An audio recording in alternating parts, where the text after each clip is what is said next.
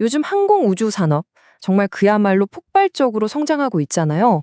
민간 우주 경쟁부터 역대급 항공기 수요까지 정말 뜨겁습니다. 그리고 이 거대한 흐름의 한가운데 어쩌면 여러분께는 조금 생소할 수도 있는 이름이죠. 바로 캔코아 에어로스페이스가 있습니다. 오늘 이 시간에는요, 이 흥미로운 기업이 가진 엄청난 기회, 그리고 또 그에 묻지 않은 리스크는 뭔지 한번 낱낱이 파헤쳐 보겠습니다. 자, 이 이름들을 한번 보세요. 나사, 스페이스X, 블루 오리진, 보잉, 로키드 마틴. 와, 정말 이름만 들어도 가슴이 웅장해지는 회사들이죠. 바로 이 회사들이 캔코아의 핵심 고객사입니다. 이게 뭘 의미하냐면요. 그냥 단순한 협력사가 아니라 현대 우주 경쟁과 항공기 제조의 가장 중요한 공급망에 아주 깊숙이 자리 잡고 있다는 뜻입니다. 여기서 바로 오늘의 핵심 질문이 나옵니다.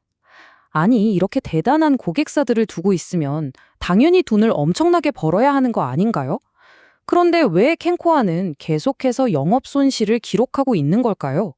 이 거대한 역설, 지금부터 하나씩 풀어보겠습니다. 우선 캔코아가 도대체 어떤 회사인지부터 확실히 짚고 넘어가야 합니다. 이 회사는요, 우리가 흔히 생각하는 단순 부품 납품업체, 그런 하청업체가 절대 아닙니다. 항공우주 산업의 거의 모든 과정을 수직으로 통합해버린 말 그대로 보이지 않는 강자라고 할 수 있습니다. 비즈니스 모델이 정말 흥미로운데요. 그러니까 로켓에 들어가는 특수 금속 같은 원자재를 공급하는 것부터 시작해서요. 항공기 부품을 정밀하게 깎고 또 조립하는 건 기본이고요. 심지어 낡은 여객기를 화물기로 싹 뜯어 고치는 사업, 거기다가 미래 먹거리인 도심 항공교통, UAM 기체 생산까지 전부 다 합니다. 말 그대로 항공우주의 A부터 Z까지 다 아우르는 거죠. 이 차트를 보시면 그 구조가 더 명확하게 보입니다. 매출이 어느 한쪽에 쏠려 있지 않죠? 여기서 되게 재밌는 점은요. 가장 큰 비중을 차지하는 게 의외로 부품 제조가 아니라는 겁니다. 바로 항공기 정비와 화물기 개조 사업인데 무려 44%에 달하죠.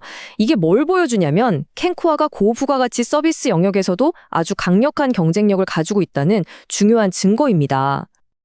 자, 이제 본격적으로 이 회사가 가진 핵심적인 충돌 지점, 그러니까 엄청난 사업적 잠재력과 좀 암울한 재무지표 사이의 이 간극을 한번 들여다보겠습니다.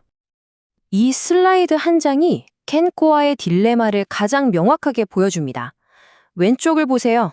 이미 확보된 수주 잔고가 무려 9천억 원입니다. 와, 앞으로 할 일이 산더미처럼 쌓여 있다는 뜻이죠. 그런데 오른쪽을 보면 그럼에도 불구하고 계속해서 영업 손실을 기록하고 있습니다. 도대체 왜 돈 벌 일은 쌓여 있는데 장사는 적자를 보는 걸까요? 재무제표를 조금만 더 자세히 들여다보죠. 2023년에는 간신히 흑자를 내긴 했는데 2024년 추정치를 보면 다시 12억 원 영업손실로 적자 전환이 예상됩니다. 하지만 정말 주목해야 할 부분은 바로 2025년입니다. 매출이 폭발적으로 늘면서 영업이익이 122억 원으로 아주 극적인 턴어라운드를 할 것으로 기대되고 있거든요. 시장은 바로 이 미래의 가능성에 베팅을 하고 있는 겁니다. 좋습니다. 그렇다면 투자자들이 이 모든 리스크에도 불구하고 캔코아에 열광하는 이유 도대체 뭘까요?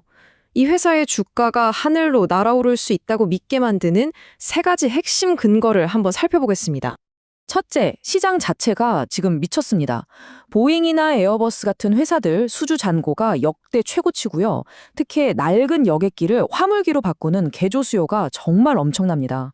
둘째, 아무나 따라할 수 없는 기술적인 해자, 그러니까 성벽 같은 게 있다는 거죠. 정밀 가공 기술이나 미국 내 생산 거점을 통해서 F-35 전투기나 스페이스X 같은 최첨단 프로젝트에 참여할 수 있는 자격, 이거 아무나 못 따거든요. 강력한 진입 장벽입니다. 그리고 마지막으로 UAM과 우주 탐사라는 미래 성장 동력까지 꽉 잡고 있죠. 특히 이 화물기 개주, 즉 PTF 사업의 잠재력은 정말 어마어마합니다. 앞으로 20년 이상 쭉 이어질 거대한 시장이 열리고 있는데 캔코아가 이 시장의 가장 중요한 선수 중 하나라는 거죠. 이게 바로 긍정론의 핵심 심장부라고 할 수 있습니다. 자, 지금까지는 좀 꿈 같은 이야기였다면 이제는 아주 차가운 현실을 직시할 시간입니다. 이 회사를 아래로 질질 끌어당길 수 있는 심각한 리스크들, 즉 비관론의 근거를 냉정하게 살펴보겠습니다. 이 숫자 1,300억 원. 그냥 머릿속에 딱 박아두셔야 합니다.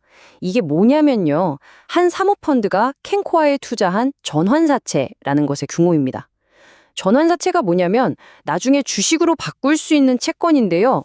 복잡하게 생각할 것 없이 이 단 하나의 요인이 현재 캔코아가 가진 가장 크고 직접적인 리스크라고 보시면 됩니다. 아니, 1,300억 원이 왜 그렇게 문제냐고요? 바로 오버행 이슈 때문입니다. 오버행이라는 건 쉽게 말해서 보이지 않는 천장 같은 거예요. 미래에 엄청난 양의 주식이 시장에 쏟아져 나올 수 있다는 그 불안감 때문에 주가가 오를만 하면 짓눌리고 오를만 하면 짓눌리는 현상을 말하거든요.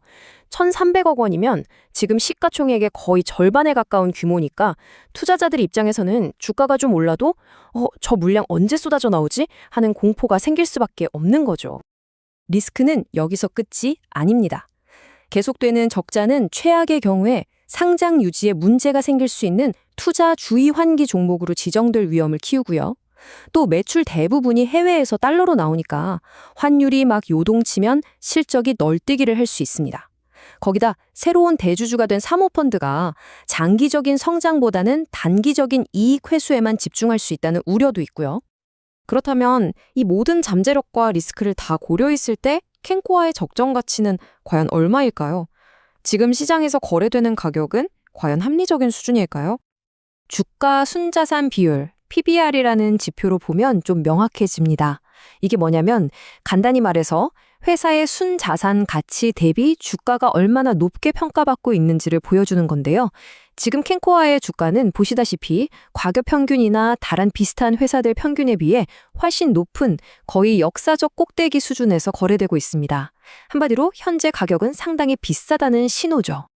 전문가들의 평가와 시장 가격 사이의 차이는 더 직접적입니다. 전문가들은 캔코아의 진짜 가치를 약 18,000원에서 2만 원 사이로 보고 있거든요. 그런데 지금 시장 가격은 24,000원대에 형성되어 있잖아요. 펀더멘탈, 즉 회사의 본질 가치에 비해서 최소 20% 이상 고평가되어 있을 가능성이 있다는 뜻입니다. 자, 이제 모든 정보를 종합해 볼 시간입니다. 캔코아에 대한 투자는 결국 투자자들이 아주 고전적으로 마주하는 딜레마, 즉 하이 리스크, 하이 리턴의 문제로 돌아옵니다. 이 높은 수익을 위해서 과연 이 높은 위험을 기꺼이 감수할 것이냐? 바로 이 문제죠. 이 슬라이드가 모든 것을 요약해 줍니다. 왼쪽은 투자자들이 꾸는 꿈입니다. 글로벌 리더가 되고 9천억 원의 수주 잔고를 바탕으로 성장하고 미래 기술을 선점한다는 눈부신 청사진이죠. 하지만 오른쪽은 투자자들이 마주한 차가운 현실입니다. 당장은 돈을 못 벌고 있고 주가를 짓누르는 거대한 폭탄이 있고 이미 가격도 비싸요. 여러분은 이 둘 중에 어느 쪽에 더 무게를 두시겠습니까? 결국 마지막 질문은 이것입니다. 미래 항공우주 시대의 주역이 될지도 모를 이 기업의 주주가 되기 위해서 지금 우리가 감당해야 할 이 리스크는 과연 어느 정도가 적절한 수준일까요? 이 질문에 대한 답은 아마 여러분 각자의 판단에 달려 있을 겁니다.